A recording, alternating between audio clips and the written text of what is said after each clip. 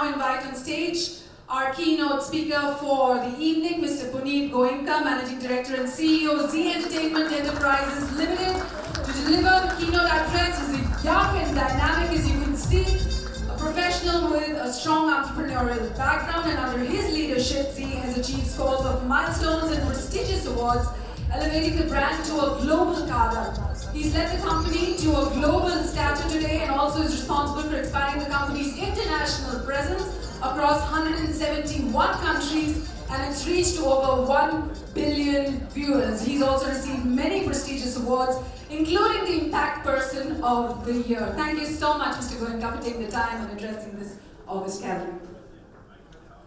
Thank you. What matters is the information, not what you think about it. Beautiful words on journalism by Anna I can't pronounce it, sorry. A very famous Russian journalist who made a name for fearlessly reporting from the lawless regions of Chechnya, where she opposed the Chechen conflict and the Russian president's office. She went through arrests, survived one incident of being poisoned, continued reporting, bagged numerous and prestigious international awards, but at the end was unfortunately shot dead. Is that what an honest journalist deserves? The answer surely is no.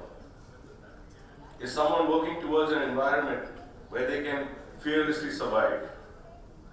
Is someone really worried about their concerns, fears, apprehensions? Have we instituted a process to regularly applaud, recognize, and motivate them? Yes, the answer is still no. We expect the world from the journals and the newsrooms while we are having dinner comfortably back home. We expect the truth, we expect honesty, we expect fearless reporting. But rarely do we pause to ponder about the ones who have actually done all this. But have barely got recognized for their priceless contribution. Rarely do we make that special effort to celebrate this fearless journalism. I am glad that Anurag and team have put together this evening to do so. I am glad that they have chosen the few who have contributed immensely in reporting, packaging, and presenting the news to us, with the help of Sanjay, who I heard is the chairman of the jury. So congratulations Anurag, Naval and team for curating this evening, where we can speak, discuss and debate about news broadcasting and journalism at large, and also recognize and applaud the ones who have made the difference in this field.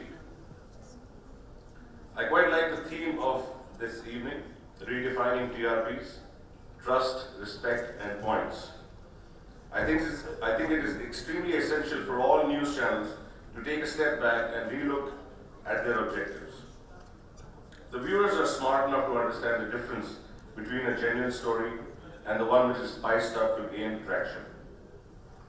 I'm not sure if the viewer are still interested in the animated flames on the screen or the story behind it. Print, as they say, is the validation of a news story. In the digital era, where news is broken out in 140 characters, people still pick up the newspaper the next morning, not just to read the dated news, but to validate the same, to read the analysis of the same, to read the impact that it might cause on their lives, their nation, and the economy at large. Why can't news channels deliver this? Why should the viewer only get the view to view the race of all these news channels of reporting a given story before anyone else does, and not the analysis behind it? And I'm of course not talking about just other news channels, but including my own groups, Z Media also here. What makes us think that a first access to a story gives us an edge over other channels? As I mentioned before, the viewers are smart enough to gauge the difference, and they are already finding it entertaining enough rather than informative. I don't think they care about who reports it first, but they certainly do care about how it gets reported. While defining the team at Exchange for Media pointed out that some small regional GEC channels match the numbers of the biggest news channels. Although it's an unfair comparison, but you still aim to derive logic out of it. That's because value and establish connect with its viewers. They resonate with their requirements and simply deliver. The day news channels start doing this, I'm sure they will not need any special effects to gain viewership.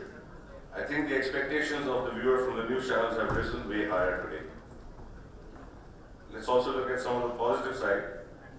Let's see how empowered every citizen feels today being amidst the private news channels. The citizen knows that he or she has the platform to raise his or her voice. The viewer understands the power, weight, and potential of a news channel when they see the journalists or the anchors interview government representatives right to the Prime Minister with honest and straight questions. They feel relieved that someone is asking the questions on their behalf.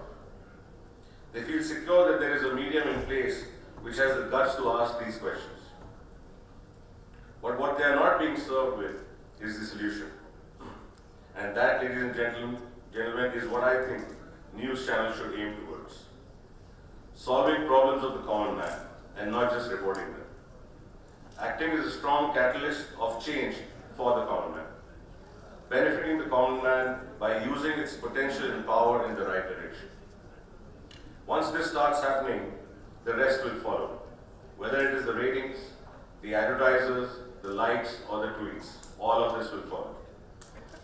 Of course, it's easier said than done, but with stalwarts in this realm and the brave journalists which this nation is blessed with, and the overall collective wisdom, we can certainly achieve this. I would also like to reinforce one more point this evening. My chairman and member of parliament, Dr. Subhash Chandra, had raised one more concern last year, which some of you will recollect. The concern about the ownership of the news channels, rather the transparency behind the ownership. The last thing that we must allow is to let antisocial elements fund news channels only to spread news which they want us to consume and not what we deserve to consume. On this note, I'd like to thank Exchange for Media for inviting me and giving me an opportunity to speak. I'm more involved in the entertainment side of business than news, but they still thought that my views may add value to this evening. I hope they did. With this, I'd like to thank this August gathering for giving me a patient ear, and have a great evening ahead. Thank you very much.